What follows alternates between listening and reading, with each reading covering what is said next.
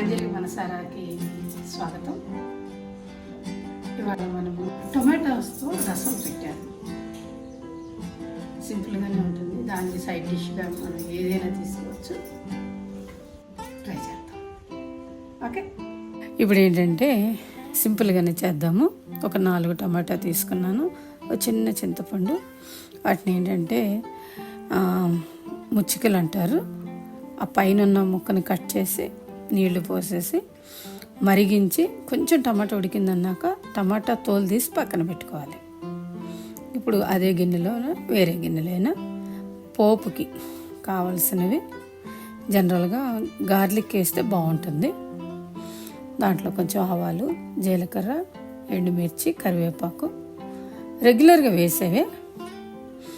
అవి కొంచెం వేగిన తర్వాత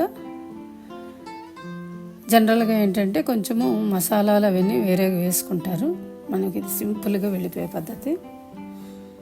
దీంట్లోనే కొంచెము పొడుగ్గా కట్ చేసుకున్న ఉల్లిపాయలు, పచ్చిమిర్చి అవి కూడా కొంచెం ఫ్రై అయిన తర్వాత ఈలోపు మనం ఏంటంటే ఆ పులుసునంతా పిసికి స్క్వీజ్ చేసుకొని రసాలా చేసుకొని పక్కన పెట్టుకోవాలి.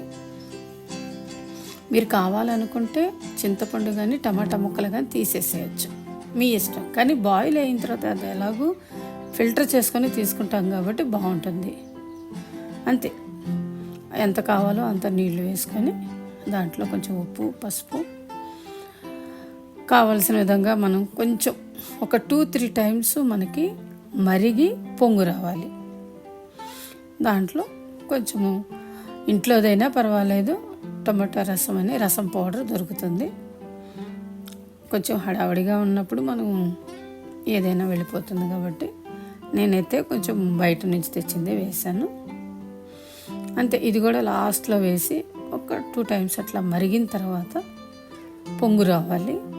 అంతే, చాలా సింపుల్, అన్నిటికీ బాగుంటుంది. వీలైతే దీంతో ఒక అప్పడం పెట్టుకున్నా హ్యాపీగా ఉంటుంది. కానీ ఈ రసంతో తినేటప్పుడు వేడి అన్నంలో ఈ రసంతో పాటు ఒక 2 చుక్కలు నెయ్యి వేసుకోండి. దోష ఉండదు, ఆ టేస్ట్ బాగుంటుంది.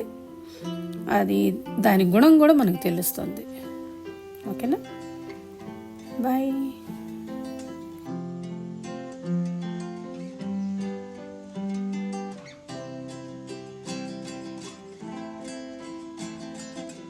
ఇప్పుడు రసం టేస్ట్ చేద్దాం. రసం రెగ్యులర్గా చేసుకునేవే చాలా రకాలు ఉన్నాయి రసాల్లో. ఇదేంటంటే టొమాటోస్తో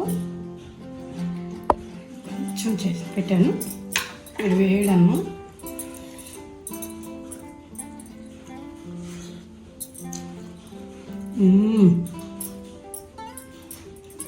దీనికి సైడ్ డిష్గా ఫిష్ కానీ, వెజ్ ఫ్రై కానీ, ఏదైనా అప్పడం కానీ. నేనైతే పొట్లకాయ వేపుడు చేసుకున్నాను. దీనికి మంచి కాంబినేషన్, ఏదైనా బాగుంటుంది.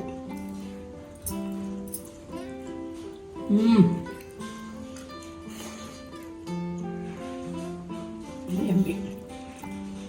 బాయ్.